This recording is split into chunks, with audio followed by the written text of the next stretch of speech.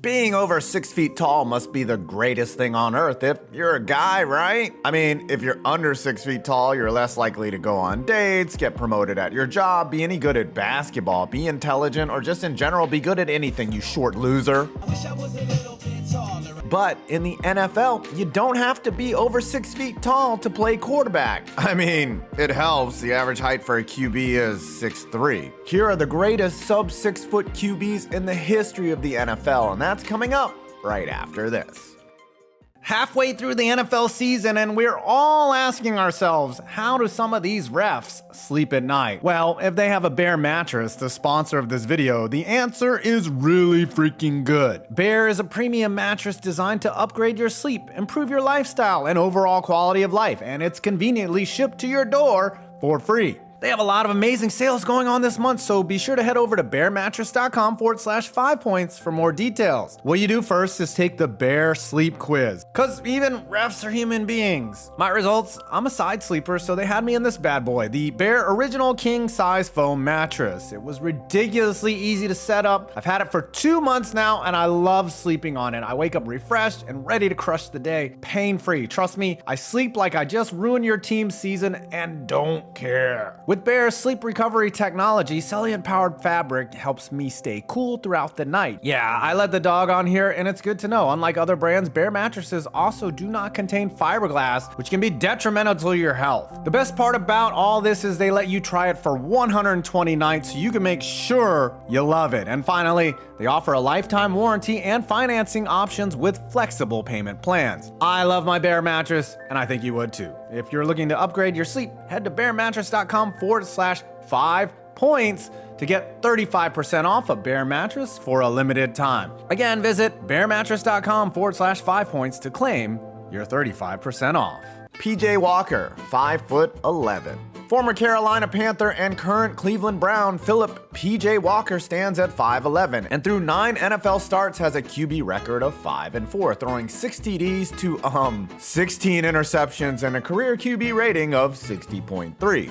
But in 3 games taking over for the injured groper Cleveland, the former Temple Owl has a 2-1 record and has thrown 1 TD to just 5 interceptions. We're improving, PJ. I mean, Walker statistically is not that great, but he is under 6 feet and hasn't molested any massage therapists. Walker is also a legend in the XFL. Seneca Wallace, 5'11". Now, Seneca Wallace might have a much worse QB record than PJ Walker at 6-16. However, he was also on some ass teams, like the Cleveland Browns. Wallace, who stands 5'11", started a career-high 8 games in 2008 for the Seahawks and went 3-5, but had a TD to interception ratio of 11-3. And for his career, he threw 31 touchdowns to only 19 picks. He last started a game in 2013 for the Green Bay Packers in a bizarre year where Wallace, Matt Flynn, and Scott Tolzien all tried to stand in for Aaron Rodgers. It's unclear whether Wallace lies on his dating profile and just lists himself at 6 feet. And I also find it hard to believe that Johnny Manziel and Drew Brees are also listed at 6 feet.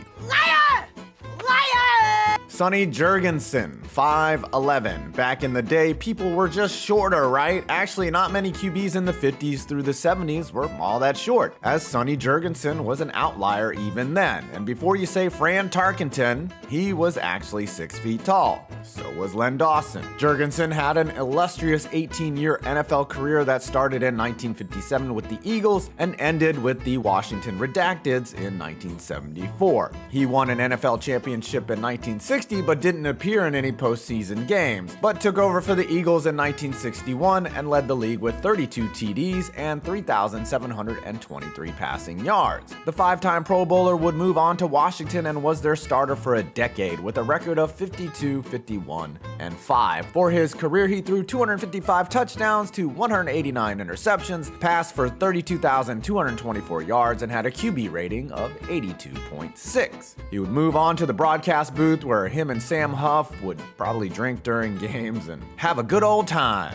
Kyler Murray, 5'10". The first wee little quarterback to be taken #1 overall in the NFL draft. Bryce Young would be the second. Kyler Murray has shown flashes of all-world talent in between some bad play and some injury. His best year was 2021, where he went 9-5 as a starter and threw for 3,787 yards, 24 TDs to only 10 picks, and also rushed for 423 yards, leading his team to the playoffs, where they got smoked by the Rams. Unfortunately, the two-time Pro Bowler was injured the following year after 11 games, the first year of his massive 5-year, $230 million contract, making him the second best short QB of all time, foreshadowing. Murray has yet to play a game in 2023, but should come back with his future with the Cardinals up in the air, likely auditioning for other teams. As the team is tanking so hard, there are tank tracks on the field. Seriously, they started Clayton Tune, Doug Flutie,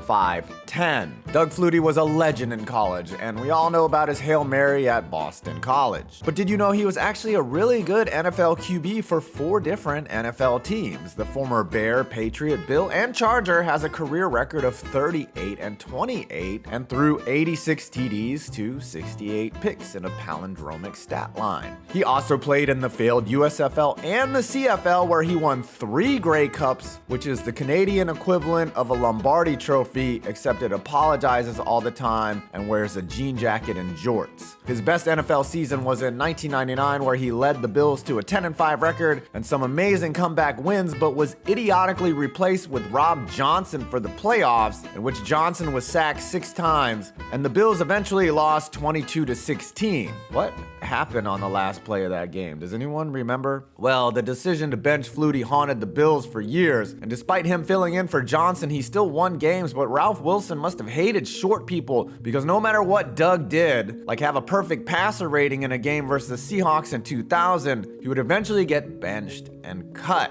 I mean, why they gotta hate on short people, yo? But before we get to the greatest QB under 6 feet tall in NFL history, here is the shortest NFL QB of all time. Eddie LeBaron, 5'7". No, this is not photoshopped. Former U.S. Marine Eddie LeBaron, aka the Little General, stood only 5'7" and played for both the Washington Redacteds and the Dallas Cowboys, with a 10-year career which included 134 games, 85 starts, and a TD to interception ratio of 104 to 141.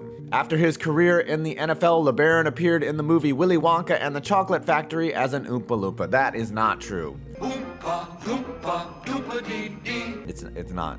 It's believable, but not true. And now our number 1 NFL QB under 6 feet of all time, Russell Wilson, 5'11". Of course, it's Russell Wilson. The 5'11" human soundbite has been clowned the last couple of years he's been in Denver, but let's not get it twisted. He's likely a Hall of Famer no matter what happens from here on out. The 9-time Pro Bowler has a career record of 111-69, nice, 42,196 passing yards, 324 TDs to 102 interceptions, a QB rating of 100.2, and has rushed for over 5,167 yards in his career. You could argue that he was the first hybrid running QB to win a Super Bowl title, which he did in 2013, and should have absolutely have 2 rings if it wasn't for, Russell Wilson. Yes, he has become a punchline for the last 2 years, but this year he is playing much better. You know, I could probably say more, but let's fittingly keep this video short.